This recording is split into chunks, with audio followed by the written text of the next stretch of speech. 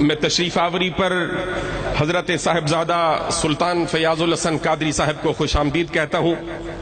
آپ تشریف لائے ہیں, ہم آپ کو ویلکم کہتے ہیں اور خوش آمدید کہتے ہیں. آپ کا آنا ہمارے لیے باعث برکت ہے. تمام حضرات تشریف رکھیں, تمام احباب اپنی اپنی جگہوں پہ تشریف رکھیں.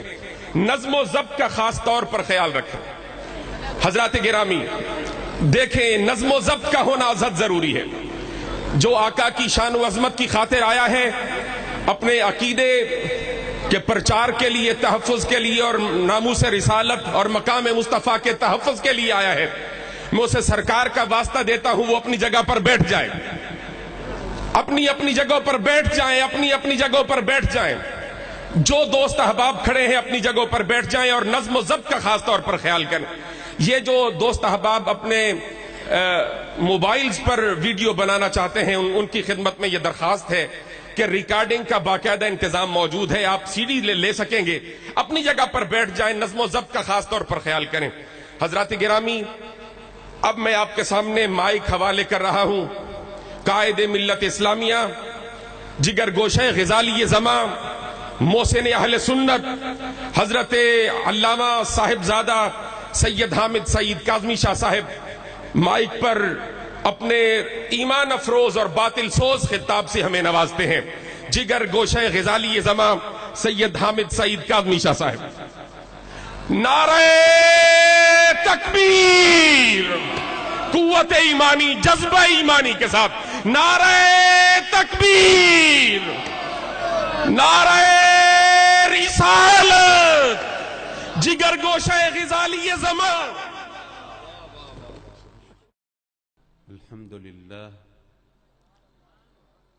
الحمد للہ رب العالمین والعاقبۃ للمتقین والصلاة والسلام علی سید الانبیاء والمرسلین وعلی آلہ وصحبہ اجمعین. اما بعد فاعوذ باللہ من الشیطان الرجیم. بسم اللہ الرحمن الرحیم. اہدنا الصراط المستقیم.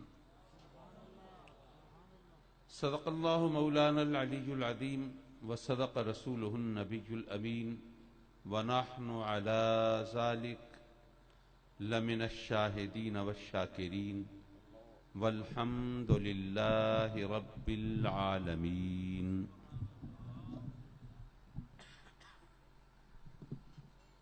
واجب التعظیم, لائق ست تکریم, شہزادہ سلطان العارفین حضرت قبلہ صاحبزادہ پیر سلطان فیاض الحسن صاحب قادری دامت برکاتہ العالیہ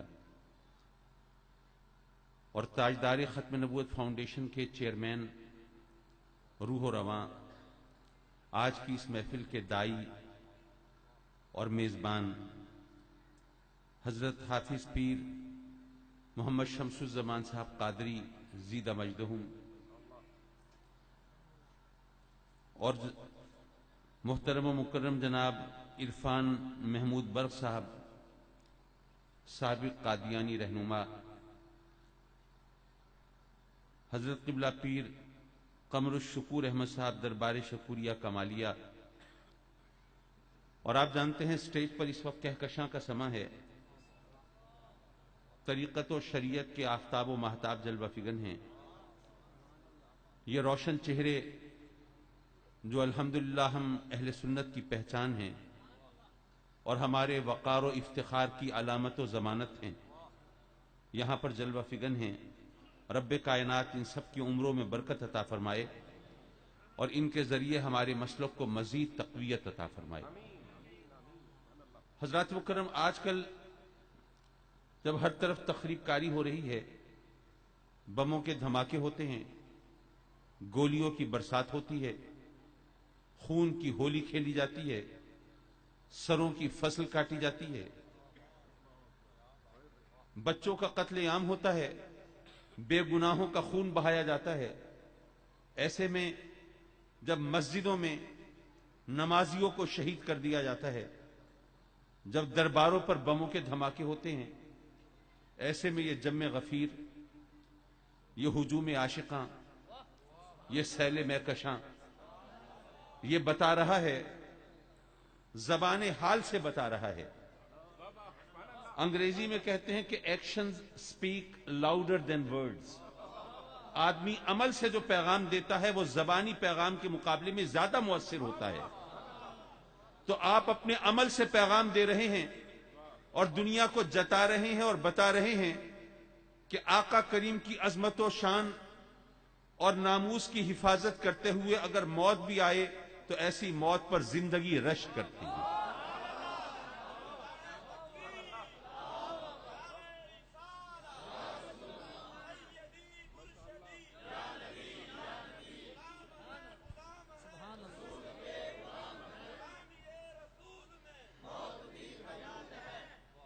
ابھی پریس کانفرنس ہو رہی تھی، وہاں پر میں نے میڈیا کے لوگوں کے سامنے بتایا کہ ہم اگر امن پسند کہلاتے ہیں تو یہ صرف کہلانے کی بات نہیں ہے، محض حرف و صوت کا آہنگ نہیں ہے، زبانی کلامی فقرے اور جملے نہیں ہیں۔ یہ حقیقت اس طرح آشکار ہے کہ جتنے بھی تخریب کار اور دہشت گرد ہیں جن کے سروں کی قیمت مقرر ہے، ان میں سے کوئی ایک بھی درود و سلام پڑھنے والوں میں نہیں ہے۔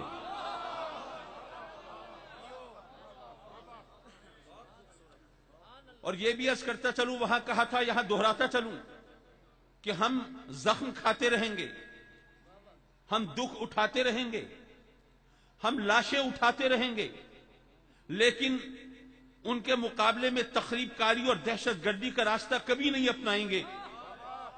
وہ اس لیے کہ آج اگر اسلام پر دہشت گردی کا مذہب ہونے کا لیبل لگتا ہے تو ہم اللہ کے فضل و کرم سے صوفیہ اور اولیاء کے وارث ہیں۔ ہم سینہ تان کے سر اٹھا کے کہتے ہیں کہ اسلام کے خوبصورت چہرے کو مست کیا جا رہا ہے۔ اصل اسلام وہ ہے جو صوفی اور اولیاء نے عطا فرمایا ہے، وہ جو انہوں نے درس محبت دیا ہے۔ دکھ اٹھاتے رہے، دوسروں کو سکھ پہنچاتے رہے، زخم کھاتے رہے، دوسروں کے زخموں پہ مرہم لگتے رہے، ارے خود ہر تکلیف کا سامنا کرتے رہے، لیکن دنیا کے لیے راحتیں بانٹتے رہے۔ ہم ان صوفیہ اور اولیاء کے وارث ہیں۔ ہم بتاتے ہیں کہ ہم دکھ اٹھا سکتے ہیں لیکن دکھ دے نہیں سکتے۔ اگر ہم نے بھی ہتھیار اٹھا لیے، اگر ہم نے بھی یہ راستہ اختیار کر لیا تو دشمنوں کی سازش اپنے نقطہ عروج تک پہنچ جائے گی۔ پھر دنیا میں کون ہوگا جو بتائے گا کہ اسلام اصل میں یہ نہیں ہے بلکہ یہ ہے؟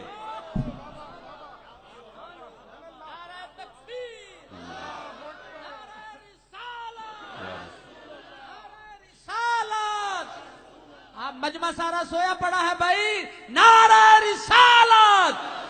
ہاتھ اٹھا کر مجھے جواب دے۔ یہ پیر صاحب زندوں میں خطاب فرما رہے ہیں، نعرہ رسالت! سبحان اللہ۔ ویسے حضرت مجھے یہ خطبہ اور علماء کا جو فن ہوتا ہے، دوستوں سے جیسے حضرت شمس الزمان قادری صاحب ابھی سبحان اللہ کہلوا رہے تھے، میں اس فن سے عاری ہوں، اور عاری عین سے ہے، الف سے نہیں ہے۔ اچھا، میری مجبوری ہے کہ میں اس طرح دوستوں کو لے کے ساتھ نہیں چل سکتا، لیکن میری تسکین کے لیے اتنا کافی ہے کہ آپ کی آنکھیں کھلی ہوں، آپ جاگ رہے ہوں، آپ کے چہرے مجھے بتا رہے ہوں کہ میں پتھروں سے سر نہیں پھوڑ رہا اور بھینس کے آگے بین نہیں بجا رہا۔ حضرات مکرم، یقیناً حضرت قبلہ شمس الزمان قادری صاحب کا یہ افتخار ہے کہ انہوں نے یہ ختم نبوت کے موضوع کو دوبارہ انہوں نے اون کیا ہے۔ جو ہم سے چھینا جا رہا تھا وہ انہوں نے دوبارہ اپنایا ہے، اور پھر انہی کی تقلید میں الحمدللہ اہل سنت نے بھی یہ تاجدار ختم نبوت کانفرنسز کا انعقاد شروع کیا ہے۔ میں اس پر قادیانیوں کے رد کی ضرورت نہیں ہے۔ جب باقاعدہ آئین پاکستان میں ان کو غیر مسلم قرار دے دیا گیا اور دنیا مانتی ہے کہ وہ مسلمان نہیں ہیں، تو ختم نبوت کے موضوع کو اجاگر ضرور کیا جا سکتا ہے، لیکن باقاعدہ ان کو ٹارگٹ کرنا اتنا زیادہ میرے خیال میں اس لیے ضروری نہیں رہا کہ ہم اگر ان کا ذکر کریں گے تو اس سے بھی ان کو تقویت مل سکتی ہے۔ حضرات مکرم، رب کائنات نے اپنے بندوں کی ہدایت و رہنمائی کے لیے سلسلہ نبوت و رسالت کو جاری فرمایا۔ وہ اگر چاہتا تو ڈائریکٹ ہدایت دے سکتا تھا، اس کے لیے کوئی پرابلم نہیں تھا، کوئی ایڈمنسٹریٹو اپروول کا، کوئی فنڈز کی فراہمی کا کوئی مسئلہ نہیں تھا، وہ ہر ایک کو ڈائریکٹ ہدایت دے سکتا تھا، لیکن اس نے براہ راست ہدایت نہیں دی، بلکہ ہماری ہدایت کے لیے نبیوں اور رسولوں کو بھیجا اور ہمیں بتایا میری بارگاہ میں عرض کرو اہدنا الصراط المستقیم۔ مولا صراط مستقیم عطا کرنے والا تو، سیدھے راستے پر چلانے والا تو، رہنمائی فرمانے والا تو، لیکن رہنمائی کیسے ملے گی؟ صراط الذین انعمت علیہم۔ یہاں پر عقیدے کی ایک بات بھی کرتا چلوں، اصل اختیار دینے والے کا ہوتا ہے، لینا والا تو محتاج ہوتا ہے، ضرورت مند ہوتا ہے، طلبگار ہوتا ہے، اصل اختیار ہوتا ہے دینے والے کا، اور دینے والا جب اللہ ہو تو اس کے اختیار کا کیا ٹھکانہ؟ یارو وہ جو قادر مطلق ہے، جس کی قدرت اور جس کی طاقت میں کوئی کلام نہیں ہو سکتا، حرف گیری نہیں ہو سکتی، وہ اپنی تمام تر قدرت و اختیار کے باوجود ہدایت جیسی چیز بھی ڈائریکٹ نہیں دیتا، اور وہ جو منگتے ہیں، وہ جو محتاج ہیں، وہ جو بھکاری ہیں، اگر وہ اصرار کریں کہ جی ہم تو ڈائریکٹ دیں گے، جب قادر ہو کے ڈائریکٹ دیتا نہیں تو تم عاجز ہو کے ڈائریکٹ لے کیسے سکتے ہو؟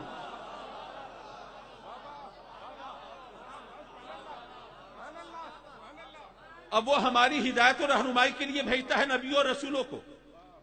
اب ایک عام آدمی کیسے پہچانے؟ اگر فاران کی چوٹیوں سے آواز آ رہی ہے کہ میں اللہ کا نبی ہوں، تو قادیان کے جنگلوں میں بھی کوئی بول رہا ہے میں بھی نبی ہوں۔ اب ڈسکریمنیٹ کیسے کریں، تمیز کیسے کریں، فرق کیسے کریں، کون سچا ہے کون جھوٹا ہے؟ تو علماء نے بتایا کہ یاد رکھیے کہ جو سچا نبی ہے اس کی پہچان ہے وہ معجزہ دکھائے گا، جھوٹا نبی معجزہ نہیں دکھا سکتا۔ اچھا، یہ بھی بڑی لاجیکل، بڑی منطقی بات ہے کہ نبی کی پہچان معجزہ کیوں ہے؟ دیکھیے معجزہ کسے کہتے ہیں؟ میں شرعی تشریح کی طرف نہیں جا رہا، میں عوامی زبان میں بات کروں جو آپ کے پلے بھی پڑے، مجھے کہنا بھی اچھا لگے۔ آپ سڑک کے کنارے جا رہے ہیں، ایک گاڑی دیکھی حادثے کا شکار، بہت بری طرح تباہ شدہ، دیکھ کے لگتا ہے جو بھی بندہ ہوگا زندہ نہیں بچا ہوگا، لیکن آپ کو بتایا گیا کہ اس میں 4 بندے سوار تھے، کسی کو خراش تک نہیں آئی، تو آپ کہیں گے معجزہ ہو گیا۔ کسی مکان کی چھت گر پڑی، اس کے نیچے بڑے تنومند قوی ہیکل جوان سو رہے تھے، بیچارے لقمہ اجل بن گئے، ایک 3-4 دن کا بچہ ہنستا کھیلتا زندہ سلامت بچ گیا، لوگ کہیں گے معجزہ ہو گیا۔ یعنی معجزہ وہ چیز ہے جو عقل میں نہ آئے، جس کی سائنٹیفک ریزننگ نہ ہو، عقلی توجیہ پیش نہ کی جا سکے، جس کے سامنے عقل گھٹنے ٹیک دے، فہم و فراست ہار مان لے، ہماری سوجھ بوجھ ہتھیار ڈال دے، اس کو معجزہ کہتے ہیں۔ جو عقل کو عاجز کر دے وہ معجزہ ہے۔ اچھا، نبی پر ایمان لانا ہر ایک کے لیے ضروری ہے۔ اس محفل میں علماء کرام کا جم غفیر ہے، ان کے لیے بھی ایمان لانا ضروری، اور اگر آپ میں کچھ ان پڑھ لوگ موجود ہیں ان کے لیے بھی ضروری۔ نبی پر ایمان لانا کوئی ذہین عقل مند جینیس، اس کے لیے بھی ضروری، اور کوئی کن ذہن غبی کم عقل کم فہم اس کے لیے بھی ضروری۔ تو نبی کی پہچان ایسی ہونی چاہیے کہ جہاں عقل یا علم کے ہونے نہ ہونے سے فرق نہ پڑتا ہو۔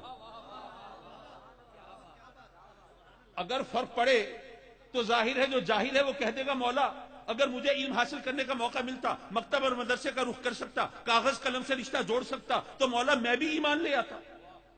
اگر نبی پر ایمان لانے کے لیے عقل ضروری ہوتی تو وہ جو کم فہم ہے، کن ذہن ہے، غبی ہے، وہ کہتا مولا عقل دینے والا تو ہے، مجھے عقل دے دیتا میں بھی ایمان لے آتا۔ لیکن نبی کی پہچان ایسی ہونی چاہیے کہ چاہے عقل مند ہو، چاہے کم عقل ہو، چاہے عالم و فاضل ہو، چاہے ان پڑھ جاہل ہو، کوئی فرق نہ پڑتا ہو۔ اور وہ پہچان کیا ہے؟ وہ معجزہ ہے۔ معجزہ نہ عالم کی عقل میں آتا ہے نہ جاہل کی عقل میں آتا ہے۔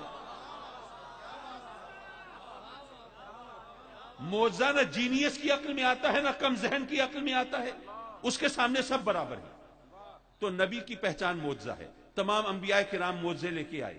حضرت سیدنا عیسیٰ علیہ السلام ہیں، مردوں کو زندہ کر کے دکھا دیتے ہیں، کتنا بڑا معجزہ ہے۔ سیدنا موسیٰ علیہ السلام ہیں، پتھر پر عصا مبارک مار کے پانی کے چشمے ابال دیتے ہیں، کتنا بڑا معجزہ ہے۔ سیدنا داؤد علیہ السلام ہیں، لوہے کو موم کی طرح ہاتھ میں نرم کر کے دکھا دیتے ہیں، کتنا بڑا معجزہ ہے۔ سیدنا سلیمان علیہ السلام ہیں، اپنے تخت کو ہوا کے دوش پر سوار کرا کے دکھا دیتے ہیں۔ حضرات مکرم ہر نبی معجزہ لے کے آیا ہے، لیکن یاد رکھو میرے آقا کریم کو بے شمار معجزے ملے، لیکن آپ کا سب سے بڑا معجزہ قرآن ہے۔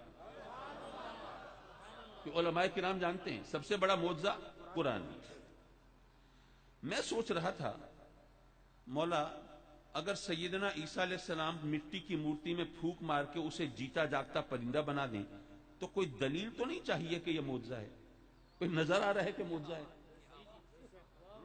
اگر حضرت داؤد لوہے کو نرم کر دیتے ہیں، حضرت سلیمان تخت کو ہوا کے دوش پہ اڑا دیتے ہیں، تو اس کے لیے کوئی دلیل، کوئی ثبوت، شواہد و براہین کی کوئی دکان تو نہیں چاہیے کہ معجزے ہیں؟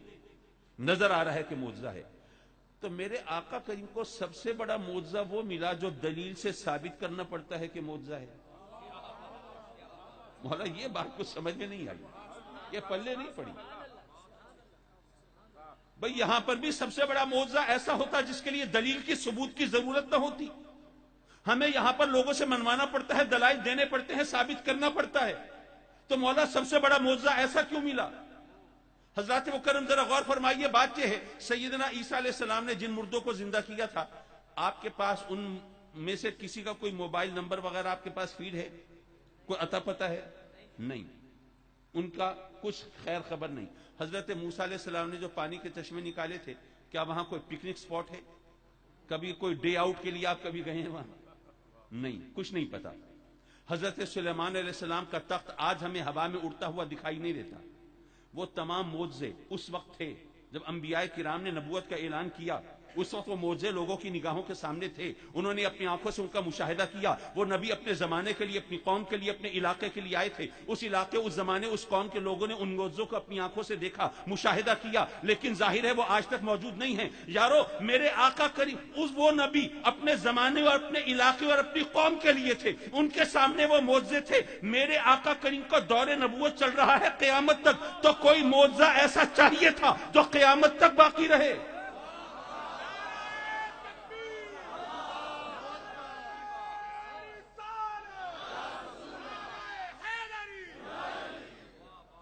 کوئی معجزہ ایسا چاہیے تھا جو قیامت تک باقی رہے.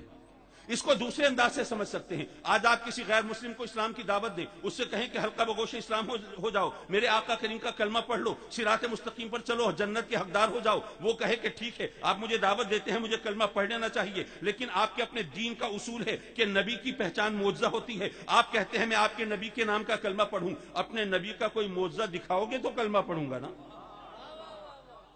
تو وہ معجزہ قرآن کی صورت میں ہمارے سامنے موجود ہے. پتہ یہ چلا کہ قرآن کا معجزہ ہونا ختم نبوت کی دلیل ہے. قرآن کا معجزہ ہونا یہ ختم نبوت کی دلیل ہے. اچھا، یہ اشتہار جب مجھے دکھایا گیا تو اس میں 3 موضوع سامنے رکھے تھے: شہادت حسین، عظمت صحابہ اور ختم نبوت. کچھ ایسے ہی ہے؟ اچھا، یا مجھے کچھ مغالطہ تو نہیں؟ اچھا، کچھ ایسا ہے. اللہ اکبر. چلیے معاف کیجئے، لیکن چلیے میں نے جو بات کہنا چاہتا تھا میں وہیں لے کے آتا ہوں. آقا کریم حضور علیہ الصلوۃ والسلام کی شہادت کے حوالے سے لوگ کہتے ہیں کہ چونکہ اللہ کا وعدہ تھا قرآن میں واللہ یعصمک من الناس، اللہ آپ کو انسانوں سے محفوظ رکھے گا، ان کے ہاتھوں قتل ہونے سے بچائے گا، تو اس لیے آپ کی شہادت امام عالی مقام کی شہادت کی صورت میں ظاہر ہوئی. آخر اللہ نے یہ وعدہ کیوں کیا کہ آپ کو اس طرح مقتول فی سبیل اللہ نہیں ہونے دے گا؟ کیا وجہ تھی؟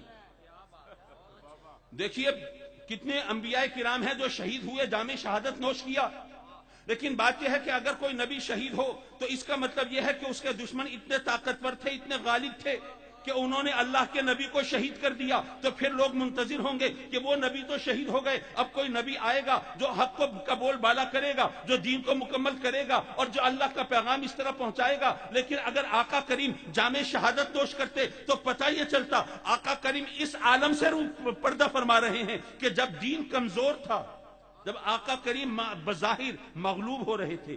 لیکن نہیں، میرے آقا کریم کے بعد تو کوئی اور نبی نہیں آنا. جب کوئی اور نبی نہیں آنا تو آقا کریم کو یقیناً مقتول فی سبیل اللہ نہیں ہونا چاہیے، تاکہ دنیا کو پتہ چلے کہ آپ ایسے عالم میں دنیا سے رخصت نہیں ہوئے کہ جب ابھی دین کمزور تھا. ان کے ماننے والے وہ اپنے نبی کی حفاظت نہیں کر پا رہے تھے، اتنے کمزور نہیں تھے. ارے دین غالب ہو رہا تھا، دین طاقت پکڑ رہا تھا. میرے آقا کریم اس عالم میں دنیا سے پردہ فرمایا، یہ بھی ختم نبوت کی دلیل.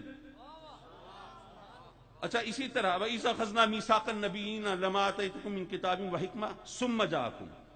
اچھا علماء کرام فرماتے ہیں کہ یہاں پر میثاق نبیوں سے جو عہد لیا جا رہا ہے اور ان کو اس سے کہا جا رہا ہے جب تمہیں نبوت مل جائے، جب تمہیں حکمت مل جائے، جب تمہیں وحی مل جائے، جب تمہیں مسند رسالت عطا فرما دیا جائے، ثم جاءکم، ثم ختم نبوت کی دلیل ہے، اس کے بعد وہ نبی مکرم آئے، وہ نبی معظم آئے تو تم اس کی مدد کرنا، اس پر ایمان لانا۔ میں عرض کروں گا بے شک ثم ختم نبوت کی دلیل ہے، لیکن زیادہ بڑی دلیل آگے آ رہی ہے، مصدق لما معکم۔ آقا کریم بشیر ہیں، بشارت دینے والے ہیں، لیکن مصدق بھی ہیں، تصدیق کرنے والے بھی ہیں۔ یاد رکھیے بشارت آنے والوں کی دی جاتی ہے، تصدیق گزرے ہوئوں کی جاتی ہے۔ بھئی بشارت تو آنے والوں کی دی جاتی ہے، بشارت ہے خوشخبری، وہ آئیں گے جیسے دیگر انبیاء بشارت دیتے رہے، ایک نبی معظم آئے گا، نبی محتشم آئے گا، نبی آخر الزمان آئے گا، وہ دین کو مکمل کرے گا، اللہ کا دین دنیا میں غالب کرے گا، وہ بشارتیں دیتے رہے۔ ارے بشارت آنے والے کی ہوتی ہے اور تصدیق ان کی ہوتی ہے جو گزر چکا ہو۔ یہاں پر رب کائنات نے انبیاء کے مجمع میں اپنے محبوب کو مصدق فرمایا ہے، تصدیق کرنے والا۔ پتہ چلا باقی تمام نبی گزر چکے ہوں گے، میرے آقا بعد میں تصدیق کرنے والے ہوں گے۔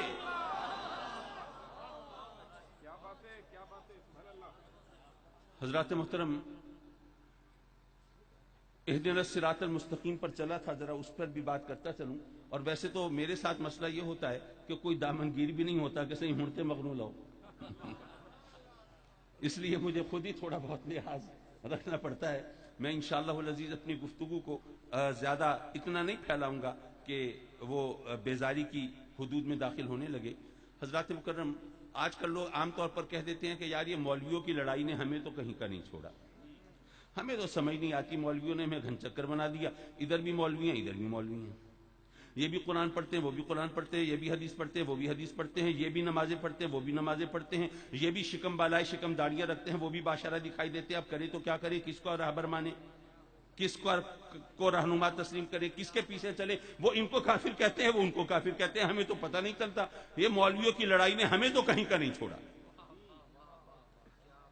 حضرات مکرم، اگر آپ غور فرمائیں تو رب کائنات نے قرآن مجید میں سب کچھ دودھ کا دودھ پانی کا پانی کر کے دکھا دیا ہے۔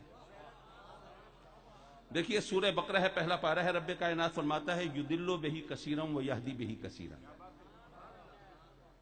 قرآن سے گمراہ ہونے والے بھی بہت ہیں، ہدایت پانے والے بھی بہت ہیں۔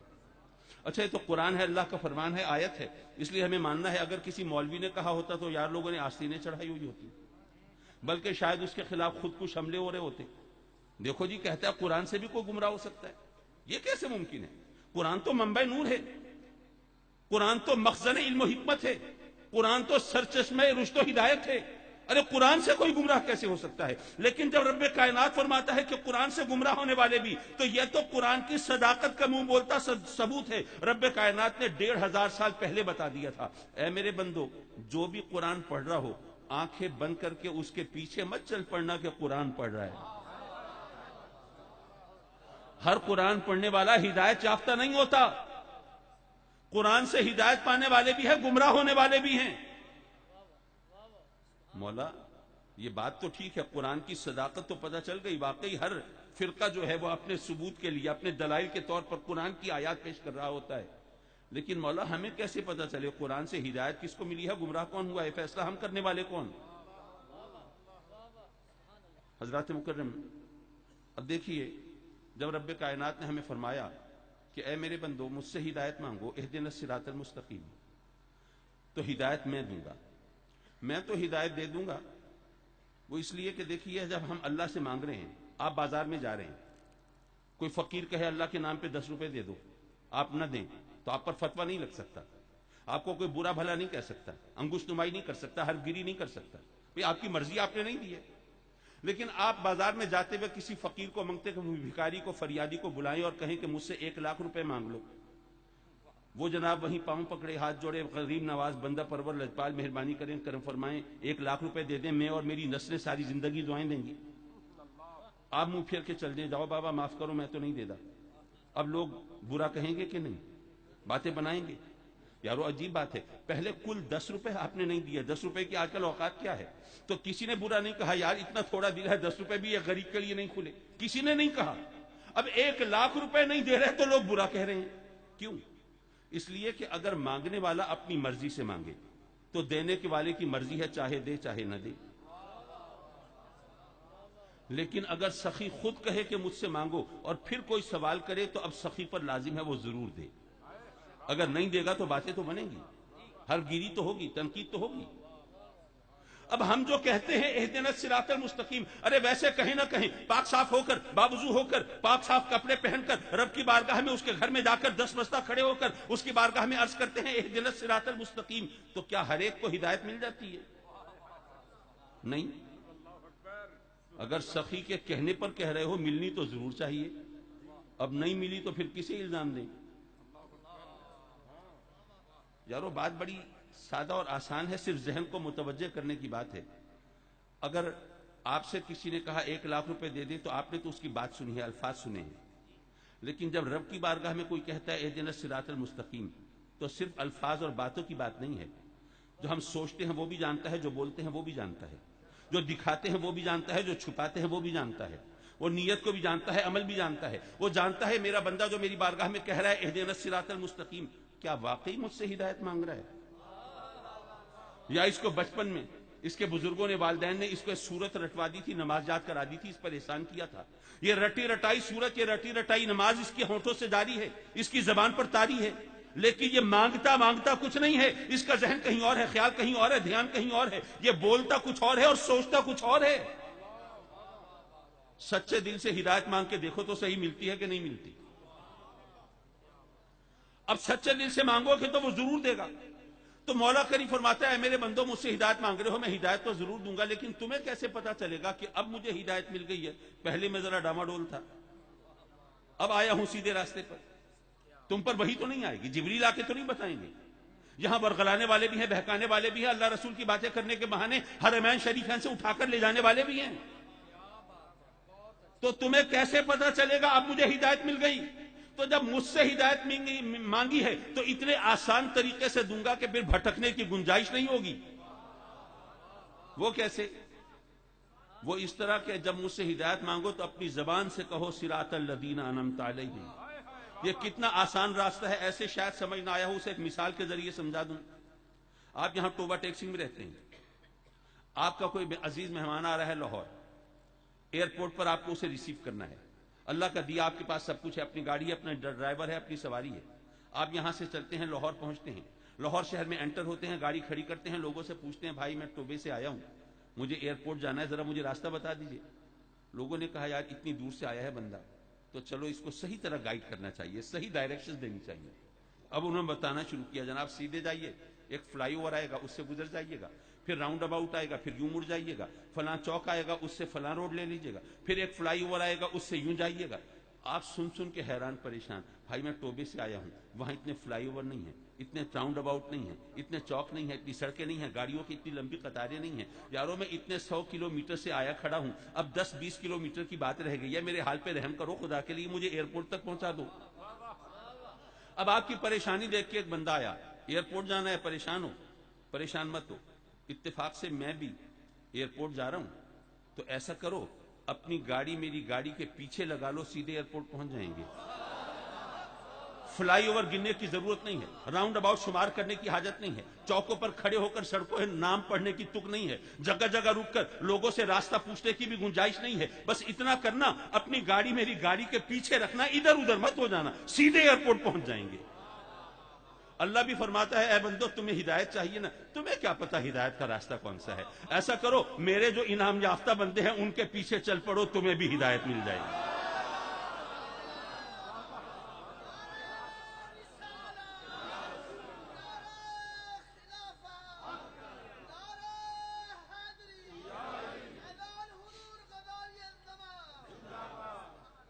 اب ایک مسئلہ رہ گیا، مولا یہ بات تو ٹھیک ہے لیکن انعام یافتہ کون ہے، یہ فیصلہ کون کرے؟ یہاں تو ہر ایک 52 گز کا ہے. زمیندار کہتا ہے جی مجھ پر اللہ کا بڑا انعام ہے، نہ ہوتا اتنی اچھی فصل کیسے ہوتی. دکاندار کہتا ہے نہیں جناب مجھ پر انعام ہے، نہ ہوتا تو اتنی سیل اتنی بکری کیسے ہوتی. صنعتکار کہتا ہے جناب مجھ پر انعام نہ ہوتا 1 کی 10 فیکٹریاں کیسے بنتی. چشم بدور سیاستدان بھی کہتے ہیں ہم پر انعام نہ ہوتا تو کامیابی کیسے ملتی، اقتدار کیسے ملتا. مولا یہاں تو ہر ایک کہتا ہے کہ وہی انعام یافتہ بندے ہیں، ہم تو گھن چکر بن گئے، ہمیں سمجھ نہیں آتی۔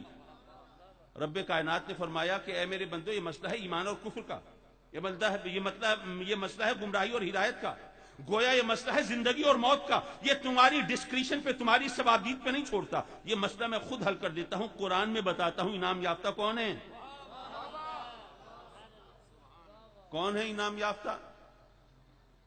من النبیین والصدیقین والشہداء والصالحین، یہ ہے میرے انعام یافتہ بندے، ان کے پیچھے چلو گے تو ہدایت ملے گی۔ اچھا، نبی تو نبی ہے، اس کے بارے میں تو غلط فہمی کی گنجائش نہیں۔ صدیق، شہید اور صالح، اگر ان کی علیحدہ علیحدہ تشریح و تعبیر کریں تو لوگ پریشان ہوں گے، تو اگر علماء اجازت دیں تو میں ان تینوں کو ولی کہہ سکتا ہوں۔ صدیق بھی ولی، شہید بھی ولی، صالح بھی ولی۔ تو اللہ فرماتا ہے کہ تمہیں ہدایت کب ملے گی؟ جب تم نبیوں اور ولیوں کے پیچھے چلو گے۔ اب یارو ذرا اس مسئلے پہ پہنچ جاؤ جہاں سے چلے تھے، مولوی ادھر بھی ہیں، مولوی ادھر بھی ہیں، ہمیں تو مولویوں نے کہیں کا نہیں چھوڑا، ہمارے پلے کچھ نہیں پڑتا، گھن چکر بنا دیا۔ یارو مسئلہ تو قرآن نے سیدھا سادہ حل کر دیا، ایک مسئلہ تم ذرا اپنی عقل سے حل کر لو، ذرا اتنا دیکھ لو، مولوی ادھر بھی ہیں، مولوی ادھر بھی ہیں، قرآن یہ بھی پڑھتے ہیں، قرآن یہ بھی پڑھتے ہیں، حدیث یہ بھی پڑھتے ہیں، حدیث یہ بھی پڑھتے ہیں، یہ بھی عالم دکھائی دیتے ہیں، یہ بھی بادشاہ نظر آتے ہیں، لیکن ان میں سے کون ہے جو قرآن پڑھ کے نبیوں اور ولیوں کے پیچھے چلتا ہے؟ اور وہ کون ہیں جو قرآن تو پڑھتے ہیں اور قرآن پڑھ پڑھ کے نبیوں اور ولیوں کے پیچھے پڑ جاتے ہیں؟ نعرہ تکبیر، سبحان اللہ، سبحان اللہ۔ وہ کون ہیں جو قرآن پڑھ کے نبیوں اور ولیوں کے پیچھے چلتے ہیں؟ اور وہ کون ہیں جو قرآن پڑھ پڑھ کے نبیوں اور ولیوں کے پیچھے پڑ جاتے ہیں، قرآن پڑھ پڑھ کے ثابت کر رہے ہوتے ہیں کہ نبی سے بھی خطا ہو سکتی ہے، رسول بھی گناہگار ہو سکتا ہے۔ یارو کبھی نہیں سوچا، کبھی ان سے نہیں پوچھا، ارے جن کے نقش قدم کے صدقے میں ہمیں ہدایت ملتی ہے، اگر وہ گمراہ ہو سکتے ہیں تو ہمیں تو ہدایت کا تصور ہی چھوڑ دینا چاہیے۔